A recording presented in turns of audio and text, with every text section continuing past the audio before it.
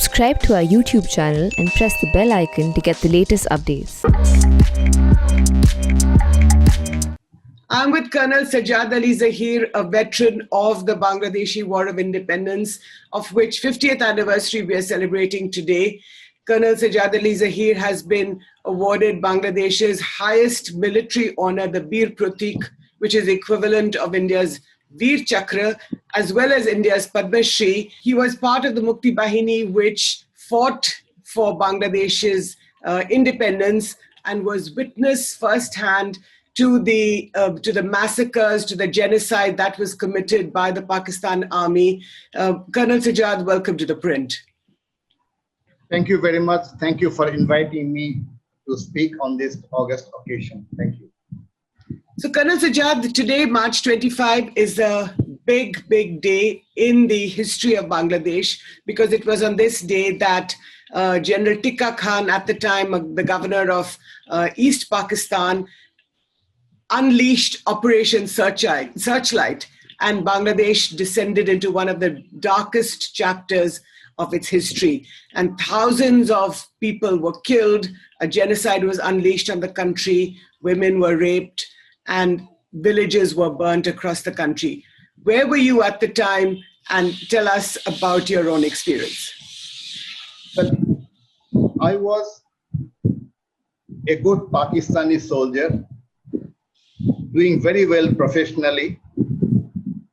It was a unique opportunity for a Bengali to get a post in Pakistan Army. We are largely marginalized, but I managed to do very well in the training, get a commission in the Pakistan's Elite 14 Para Brigade. I was a happy young man, very good career ahead. You know, I knew that I have to be with them to go up in life. So started learning Urdu, speaking in Urdu, and tried to be one of them. But the clarion call given by Bangabandhu Sheikh Mujibur Rahman on the 7th of March, directing that if you are attacked, resist them with all your might. That put me into thinking. And after the massacre, which you referred to on the 25th of March 1971, when the animals in human form attacked my people, in front of me came the tragedy of Hamlet. To be or not to be, to do or not to do. I decided to live a nice career, comfortable life, with 20 rupees in my pocket, with a boot and a shirt and a pant. I started my long journey. But where were you at the time? When March 25, when the genocide took place in Bangladesh, or at the time East Pakistan, where were you physically at the time? In fact, when the war started, I was finishing my training. Then I was posted to Sialkot. It's a very long story. From Sialkot, I tried to escape at one time, but I was apprehended. But I was lucky, I was apprehended 4.5 kilometers away from the border. They did a lot of interrogation on me, but I didn't give out any secret. I thought they had suspected me anyway. So I was moved to another garrison in Shakkargarh. You must be knowing about Shakkargarh, where great tank battle was fought. The Shakkargarh is little far away on the way to Kashmir. There I had the opportunity. I walked towards Kashmir and then crossed over the Indian border and came to India, and then a long journey after that to Bangladesh. On the way, there were many hazards. As you know, Kashmir is a very dangerous place at that time. Now it's little better. I was apprehended by Central Reserve Police as a Pakistani spy because they saw my Pakistani ID card. So anyway, later on, I received good medical treatment, and I was sent off to Mujibnagar. With the help of the Indian Army, I arrived there, and I was sent to fight in the Sylhet sector, you correctly said, because I knew how to fight better in the hilly areas well trained. Sylhet is a hilly area. So I became first a guerrilla commander. And then with the help of the Indian Army, we raised a small artillery battery. And I was an officer in that battery, leading Mukti Bahini boys. And when the Indian Army got mobilized, they were looking for a young man who knew Pakistan's tactics very well, who was a master of map reading and night navigation, who could navigate them through the hills and mountains and rivers and canals. So I was attached to them. I had the great advantage of fighting with a number of Indian brigades and battalions. Right. And I have a very fond memory of those operations and very tragic memories too, which I can always explain to you. So, Colonel Sajjad, you said that when you escaped Pakistan, you brought battle plans with you. Tell us more about it. Well, Pakistan Army is always training itself, and you always train for the war. Most of the trainings we are doing in the border areas with India, where the battles will be fought. I had entire informations on their likely deployments, anti-tank ditches, minefields, ammunition dumps, helicopter landing paths, and their offensive plans also. It was not very difficult being one of them. I had access to their command post also at times. I didn't waste my time. I had the desire that when I go to India, the government and the people and the Defense Force of India are helping us so much, and I should repay something back. But then, as you said very correctly, I have received a battle honor of 71.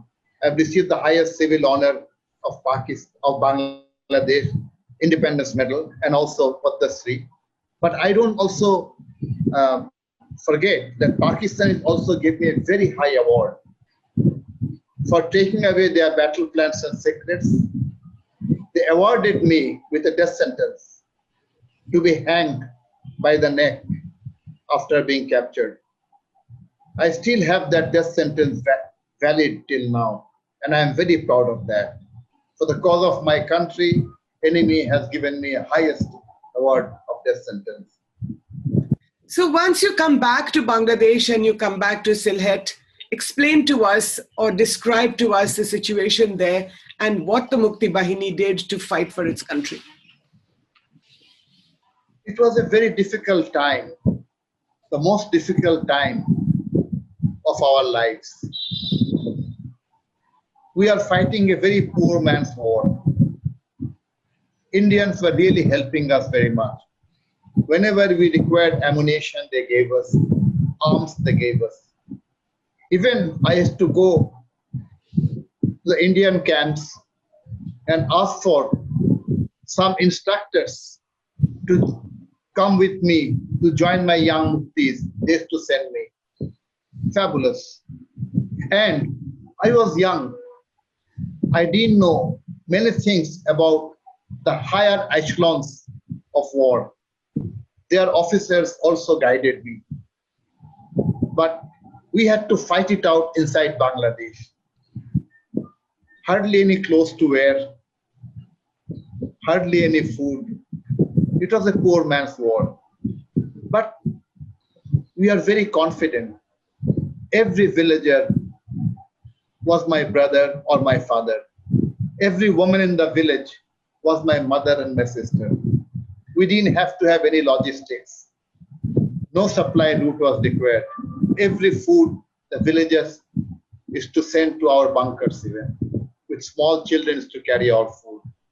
When you are wounded, my mothers in the villages have treated me. Yeah. When we are dead, they carried our dead bodies and buried them. So, I think we fought a war together. That was very important, and that was the reason of success. That when you fight together, when the people are all with you, your morale goes sky high, and you can take more risk in your life. And the difference between death and life becomes so small. only a thin red line. It was a very great experience to fight the war. I am very privileged to be one of the people, or one of the persons with the villagers, with the common people to fight the war and lead the most devoted, dedicated young Mukti Bahini boys, hardly 16, 17, 18. And I have read many Indian commanders giving so much appreciation to these boys. Right. Flushed with patriotism, ready to die because they don't know warfare so much. But they had learned to die. And they would take any orders on any risk. And that's the glamour of 71. But, in a sense, the way you're describing this is that Bangladeshi soldiers like yourself and the Indian army fought this war together. And that just proves what the Pakistanis say, which is that it was India that helped break up Pakistan. Do you think that's correct? Or was it Bangladesh, or people like you, Bangladeshis, in the forefront and India at the back supporting you? Well, Pakistanis can't say anything. That's a bit... 93,000 soldiers surrendered. Would you believe Dhaka has 25,672 soldiers inside Dhaka, with tanks and artillery regiments and 7-8 generals sitting? They surrendered without a fight. Now you have to blame somebody who broke Pakistan and who made Pakistan. It's the people of Bengal who made Pakistan. But what we find is that in 23 years, Jinnah's Pakistan became a Qabristan for us, a graveyard for us, Qabristan, Pakistan. And not only that, Jinnah was a very intelligent politician, a prolific speaker, shrewd man. But what he did, a great mistake. He tried to follow the path of history, but forgot about geography. Totally. It's his mistake. How can a country with 1,200 kilometers apart be together? And they say religion was the only unifying factor. Then all the Muslims should become Arab countries. That's the religion, the faith. And they wanted to ignite people with religious josh and make them into terrorists. But we must understand something. We have to understand Pakistan. Living with them, I did understand them. Habib Jalabi, the poet of Balochistan, once wrote, Balochistan is a Zinda Qabristan. That's true. Balochistan people are asking for equal rights. They say they are the largest province, they have mineral resources. Pakistani military junta say will not give you equal rights.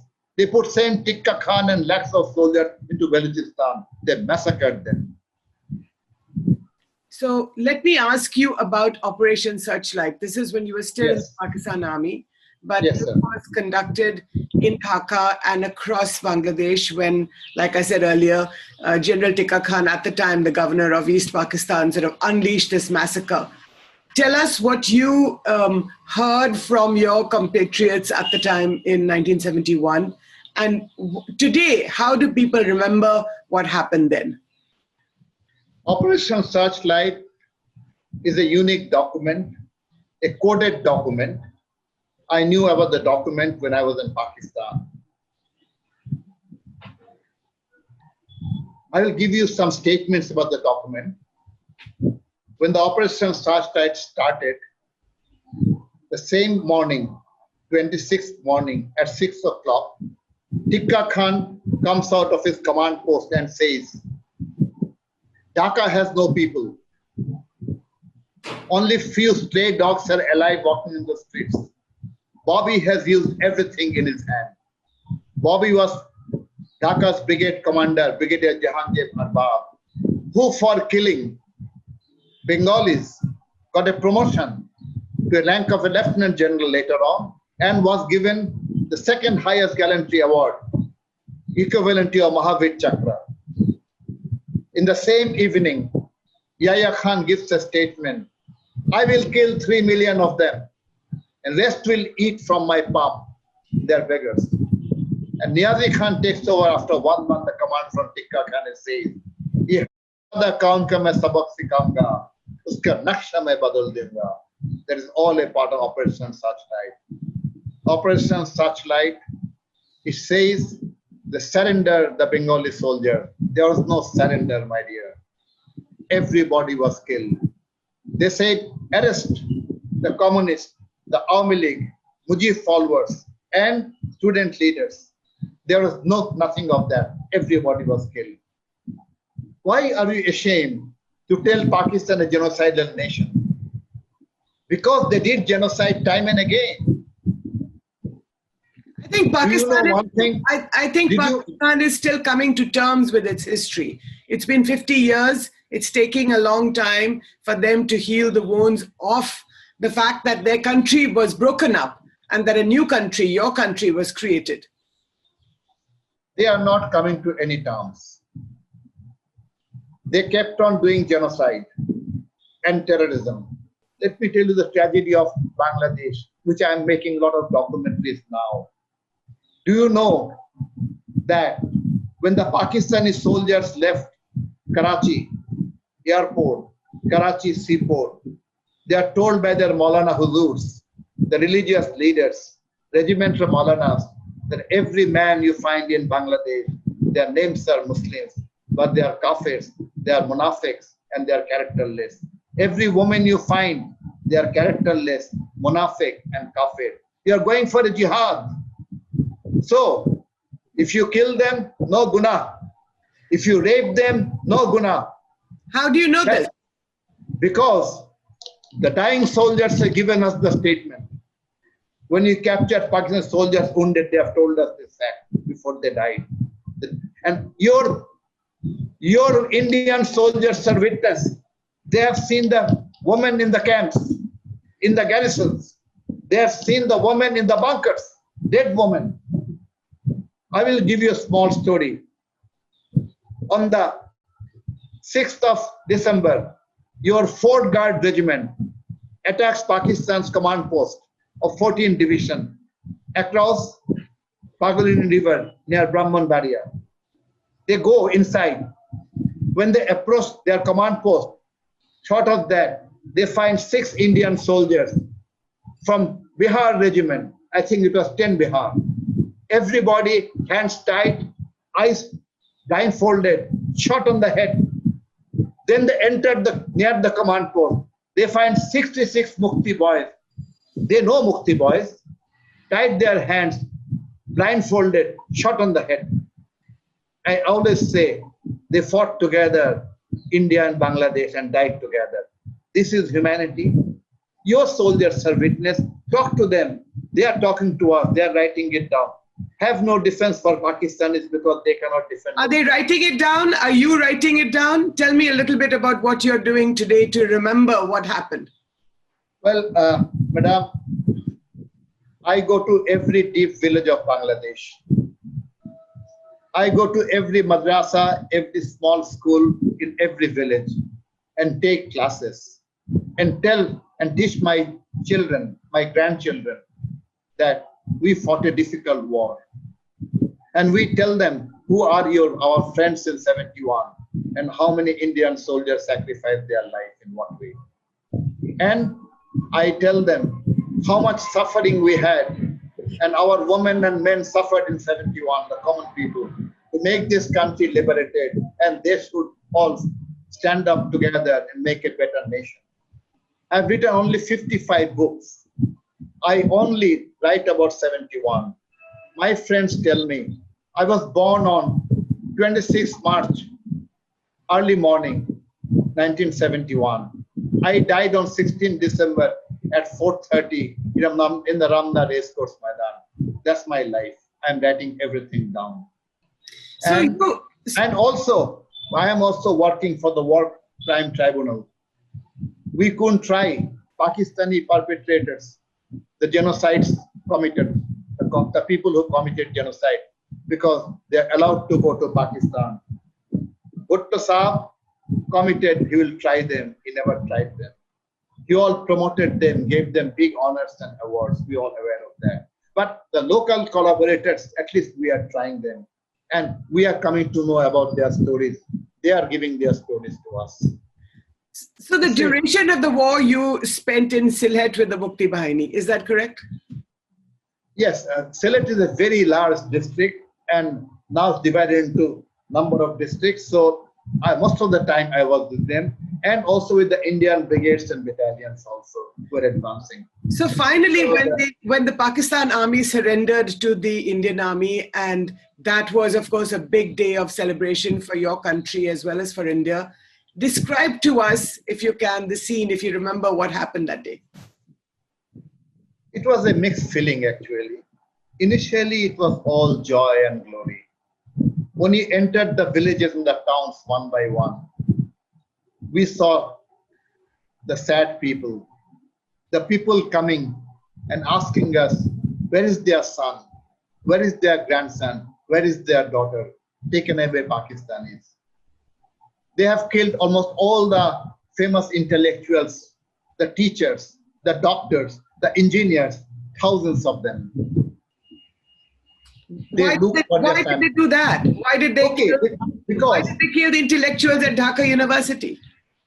Because they thought that it was a big master plan. They appointed a general for doing that job. His name was Rao Farman Ali. Bangabandhu Sheikh Modi showed Bhutto and also Prime Minister Indira Gandhi a notebook, Rao Farman Ali's notebook, in which names of the intellectuals are written, the famous ones, and tick mark was given. 1 kill, 2 kill, tick mark them. It was shown. Rao Farman Ali was made the in charge. They had the plan that even if East Pakistan, which was Bangladesh, is liberated sometime, the country shouldn't be able to stand its own feet. Kill whom? All the intellectuals, the doctors, the engineer, social worker, journalists, thousands were killed. And 14th of December, we remember them. That's the Intellectual Martyr Day. And I'm very pleased to report to you, I have been put as in charge to go to every village, every city, and finally make documentation of every one of them who have never returned home after being taken. And if you have seen their photographs, everybody with their hands and legs tied in big ditches around Dhaka. The ditches are still there. They're dead. Everybody shot, almost everybody in their heads. So after that, you don't call them a genocidal nation because they are our neighbors.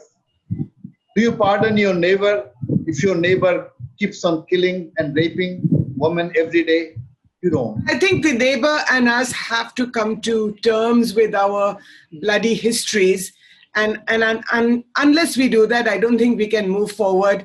But I want to ask you also about August 15, 1975, when Bangabandhu Sheikh Mujibur Rahman was brutally assassinated, not just him, but his entire family in their home in the heart of Dhaka. Well, that's the biggest tragedy. It was a coup de grace perpetrated by a number of political leaders, military leadership. But they were Bengali. They were Bengali. They are Bengalis. Or Bangladeshis.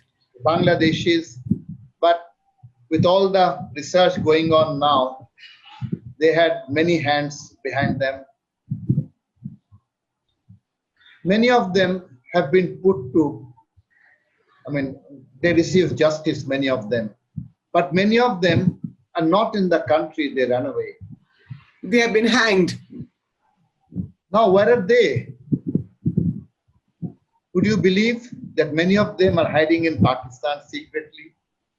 If Pakistan was not a friend of theirs, why should they be hiding in Pakistan? But would you not say, Colonel, that in 1975, when Sheikh Mujibur Rahman was assassinated, it was Bangladeshis killing Bangladeshis? And yes, this is barely 4 years after this war that you all fought together for a new country.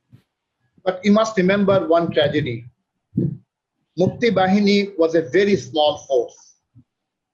because it was the People's Army, and the People's Army went back to the villages. The defense was a very small orbit, very few officers and men. Then Pakistanis released all the thousands and thousands of soldiers and officers. And they came to Bangladesh. They are accommodated in the Bangladesh military. And they became the bigger force. And Mukti Bahini was marginalized. It is a proof of that fact. And we have the proof. And many of them were in the squad, in the firing squad. And the euphoria of the pro-Pakistani elements we saw after that, it was terrible. After these military rulers came, they rehabilitated all the collaborators of 71, the defense officers, political leaders. They stopped the trial of the collaborators. They changed everything. They changed the concept of Bangladesh, and they ran with a martial law or a semi-martial law. So, and they were taking revenge for 1971. Now, among the Mukti Bahini boys, hundreds and hundreds were killed. And the people who are officers and men who survived, they are terminated from service. The military ruler in one night gave 700 death sentences to Mukti Bahini boys also. We have proof of that. Not only that, all the collaborators who were charged for war crimes, they are made into ministers of the cabinet. Now, what happened? History is a fascinating entertainer. I always say something which I hope you'll believe. That Bongo, as you told about my father of the nation, Bangabandhu Sheikh Mujibur Rahman, he was like a flower. They have cut the flowers.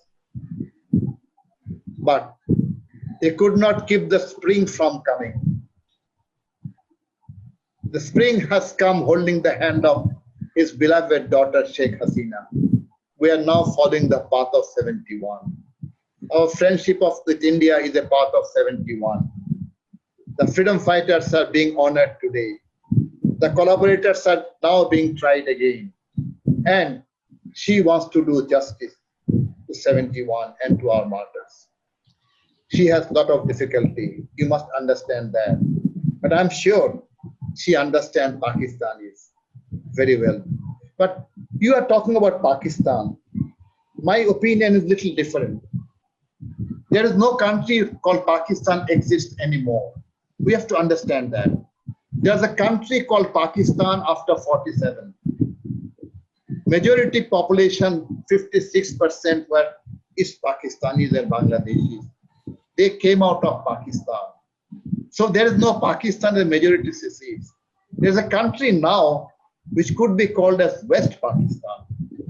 Am I historically correct or wrong? There can be an argument about that. Right. But whatever I say is, I say because I live in 71. You do live in 71, and yes. I want to ask you the last question, Colonel Sajjad, which is, it's been 50 years, Bangladesh is celebrating its 50th anniversary of its independence, a big, big day, a glorious day, and many congratulations to you and to all your countrymen and women. But the question is, what is the lesson from 1971, and do Bangladeshis understand what happened? I think Bangladeshis are understanding. When you distort history for 26 years, in 26 years, 2 generations' opinions are formed. So you have to understand that. Those are the years when you had a military dictatorship under General Rashad and other people. And then, do you know how many ISI camps were set up all around the border? How many guerrillas were trained, Indians, the Ulfa and all that, how they are sponsored, how they are trained in which camps, and they're sent into India to kill your people. You must understand those things. But let me tell you one thing, very important. What this government is doing, the government is going on the path of history. We cannot do anything much for the people who have helped us in 71. But under leadership of Honorable Sheikh Hasina, she has a project honoring friends of Bangladesh. We have honored 317 great people of the world who are friends of Bangladesh. Fortunately, I was given the task of writing their citation, research, and documentation. 317, 271 Indian citizens. Glory for them, great friends. Number two, I had a proposal for Honorable Prime Minister that we are going anti-history again. Historical injustice is being done.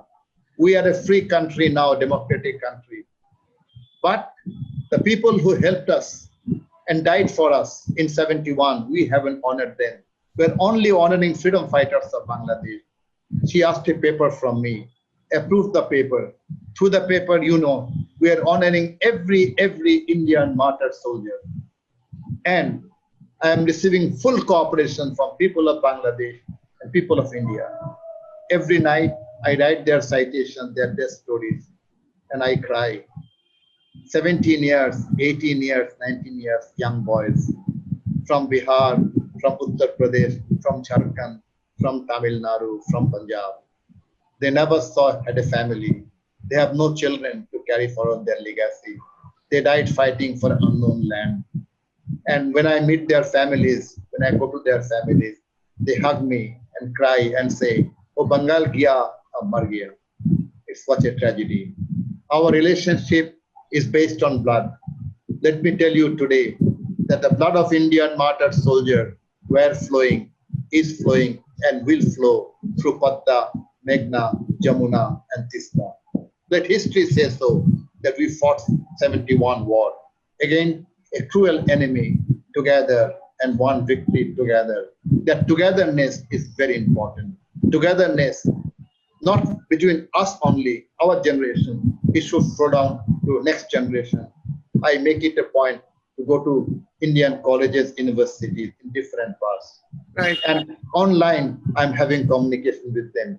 I want them to be friends with our children also. Let us not stop in 71.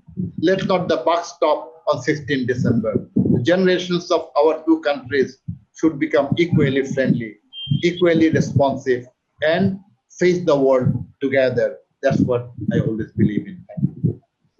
Colonel Sajjad Ali Zahir, thank you so much for your time, for reliving those memories for us at ThePrint. And we hope that, and once again, wish you and your country a very, very happy 50th birthday. Thank you again.